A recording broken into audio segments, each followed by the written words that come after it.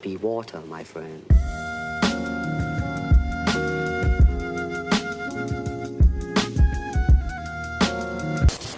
So let me start by saying this disclaimer that I've had this manga for a while and, well, I'm just now getting around to review it.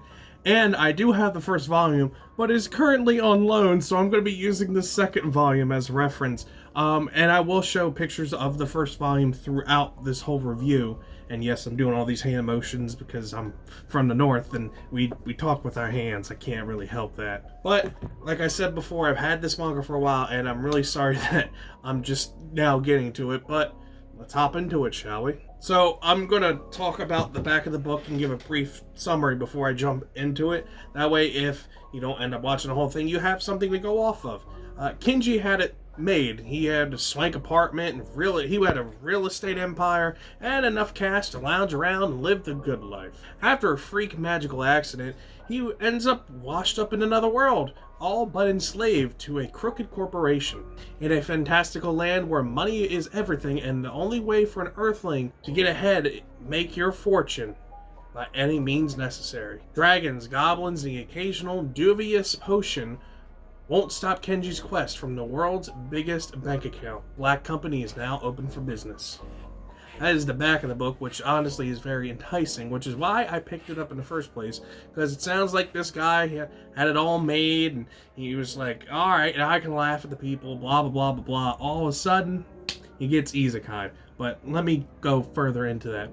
As you heard, our main protagonist is Kenji Nanomiya, and is about 24 years old, which his occupation is professional NEET.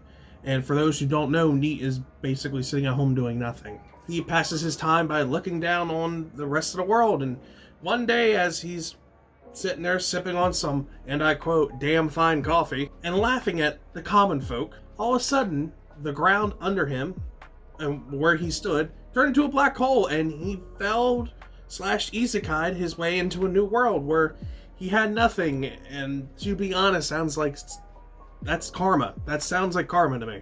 Well, after taking some money from some loan sharks and failing to find a job, he ends up working for a mining company, aka the corporation we're going to talk about throughout this whole thing, at a labor camp, aka a mining camp, where after taxes and paying towards his debt and so on and so forth, he's left with a super small margin of money. Well, that's until he ends up accidentally finding a secret passage that leads to the rest of the two lower floors in the dungeon. So let me explain this real quick.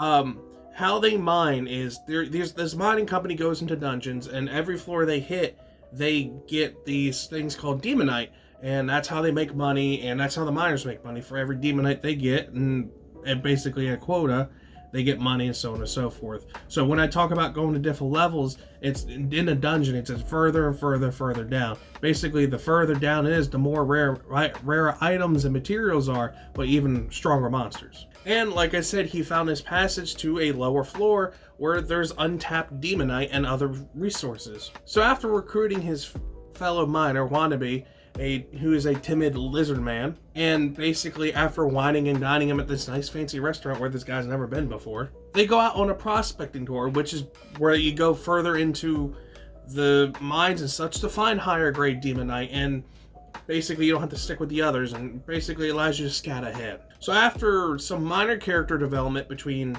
our main protag and Wannabe, they run into this dungeon dragon who is pretty much ready to eat them, and she goes by the name of Rem, which her character, when she turns from a dragon to like her humanoid form, which is really cute, and she is very aggressive, which you'll see throughout later on in the first volume, which is very refreshing. So Nanomiya gets on higher ground, basically to keep eye level with her, and then proceeds to convince her that if she doesn't eat him and Wannabe, that she can have the high life and eat as much exotic foods as she wants, and he can keep that going.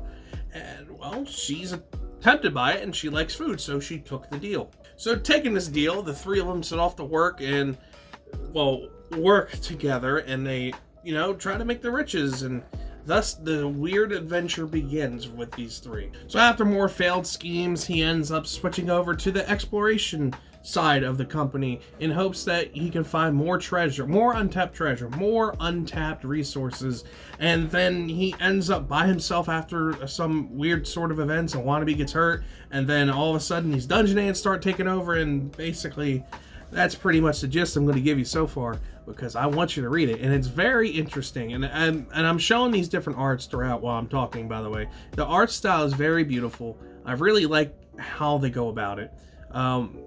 The comedy in it is flat out funny. When I'm reading it, I'm trying not to laugh out loud, especially when I'm reading at work. Try not to bust my gut while reading it. It's very funny. I really like how they approached it. I really like how they did the world building as well. Because as he's going about, they're talking about the corporation, how things work inside of it, how they get paid, how society works, how heroes go, how adventurers work, so on and so forth. They just do a lot of building in this series, which I really like. And I vocally say this on a lot of my videos, that I like world building, because that's what keeps an anime going. That's what makes a fan base want stuff, is the world building, which not a lot of people understand, but you know, the smart otakus and weebs, whatever you guys are out there, understand that. So overall, this book series, Dungeon and Black Company, is why I'm here today, and it is very good. I recommend it highly. I am going out and seeking. There's only about 5 volumes. The 5th volume is about to come out. It's on pre-order right now.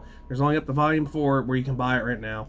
It's very funny, very interesting how he goes about and tries to scheme his way into like making everyone work for him and so on and so forth. It's very interesting. I highly recommend it.